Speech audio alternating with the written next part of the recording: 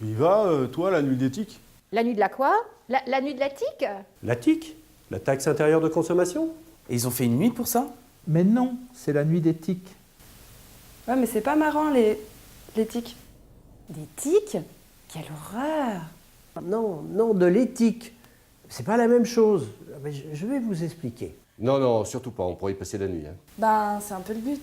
Oui, c'est la nuit de l'éthique. Et moi, je suis éthique. Et toc!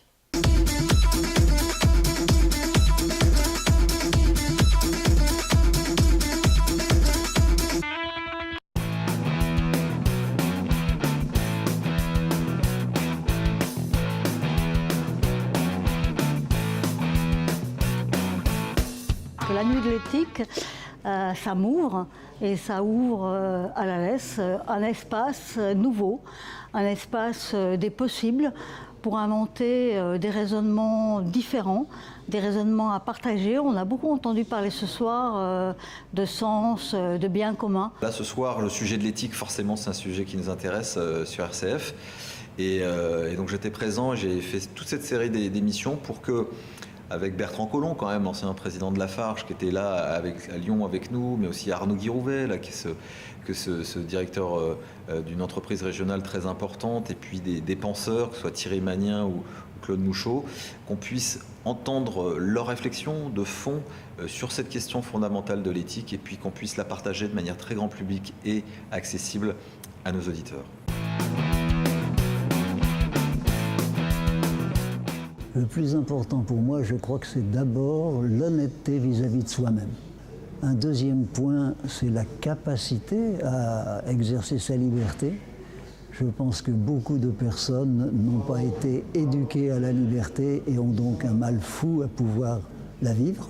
Comment on peut vivre ensemble un projet en prenant en compte les valeurs que chacun porte?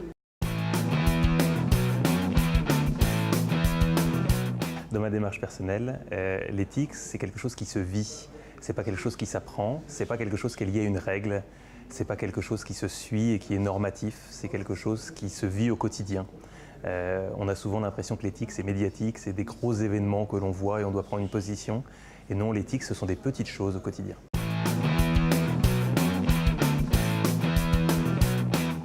Alors moi, dans cette soirée, ce qui m'a le plus frappé, c'est l'affirmation de la relation à l'autre.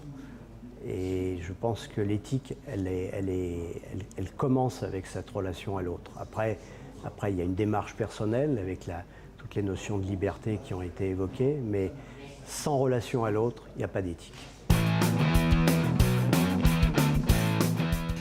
Je crois peut-être que ce monde, alors il a peut-être besoin d'être fait, mais je pense que pour qu'il se refasse, qu'il soit reconstruit, que chacun s'approprie et porte sa propre responsabilité pour refaire ce monde, je crois qu'il faut que ce monde s'écoute plus mutuellement. Et moi, s'il y a bien quelque chose qui m'habite, c'est qu'on puisse donner la parole de manière suffisamment empathique pour que les gens s'expriment en vérité et s'écoutent un peu plus mutuellement. Je pense que notre monde crève d'un manque d'écoute mutuelle, d'écoute de l'autre dans son altérité, même s'il n'a pas la même opinion politique, même s'il ne vient pas du même milieu social, même s'il n'a pas la même expérience, il a à être écouté. Et je pense que si on a servi à quelque chose en tant que radio, c'est ça, inviter à une meilleure écoute de l'autre.